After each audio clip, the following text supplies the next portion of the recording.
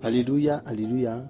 Dia faly miarahaba antsika mianakavy mpanaraka ny rapsodian'ny famarinana ao amin'ny anio alatsinainy voalohan'ny volana septambra 2024. Ny rapsodian'ny famarinana izay nosoratan'ny lehilahin'Andriamanitra Dr Révérend Chris Oyakhilome DSI DD amintsika dia manao hoe voatà tamin'ny finoan'i Abrahama. Hoy izay izy amintsika ao amin'ny anio hoe voatà tamin'ny finoan'i Abrahama.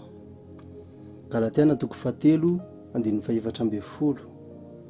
Mba ho tonga amin'ny jentilisa ny fitahianan'i Abrahama ao amin'ny Kristy Jesosy, ary mba ho raisintsika amin'ny finoana ny teny fikasana ny amin'ny fanahy. Galatiana 3:7-10. Ny fitahian'i Abrahama dia tsy foto-kevitra tsotsotra, fa fototra iorenan'ny filazantsara.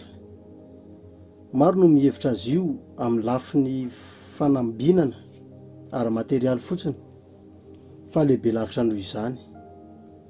Ny fitahian'i Abrahama dia firotsahan'ny fahasoavan'Andriamanitra, ny hatsara-panahy feno fitiavana araky ny fanekeny, izay nadika avy amin'ny teny Hebreo hoe Hesed.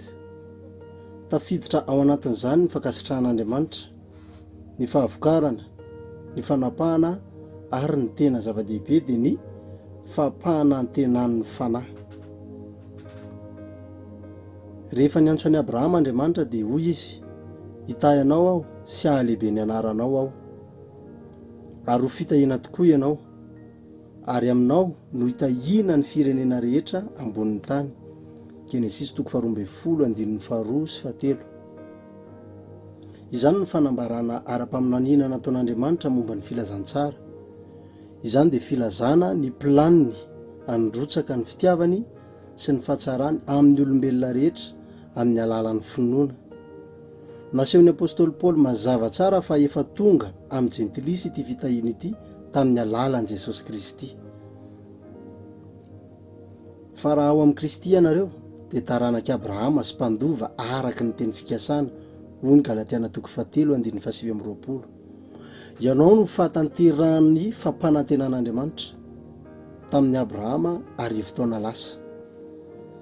Tafiditra ao anatin'izany fitahiana izany ny fanamarinana, ny fahamarinana, ny fanahy masina ary ny fidirana ao amin'ny fahafenoan'Andriamanitra. Hoy ny Baiboly, Galatiana 3:7-7, ka dia izay amin'ny finoana no tahiana mba amin'ny Abrahama mpino. Rehefa nanao fanekena tamin'ny Abrahama Andriamanitra dia tamin'ny taranak'i Abrahama dia Kristy izany, ary tamin'ny Abrahama sy ny taranany no nilazana ny teny fikasana. Tsy lazainy hoe ary ho an'ny taranaka toy ny milaza ny maro, fa toy ny milaza ny anankiray, ary ho an'ny taranaka ao dia Kristy izany, araky ny Galatiana 3:7-9. Rehefa nandray an'i Kristy ianao dia voahisy tombo-kase ny fanahy masina ny amin'ny teny fikasana.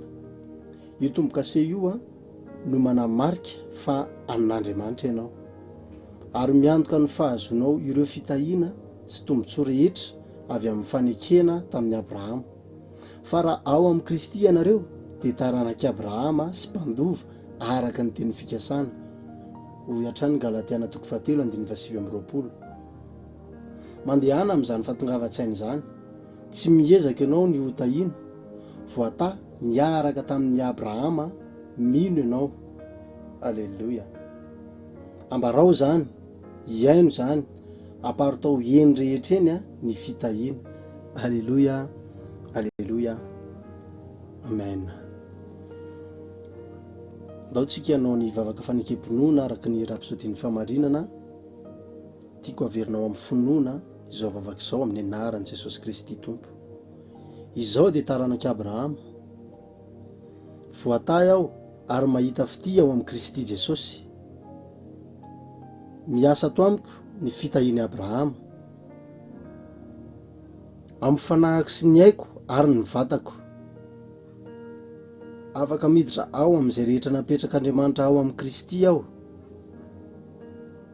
Mandeha amin'ny fahasalaman'Andriamanitra aho.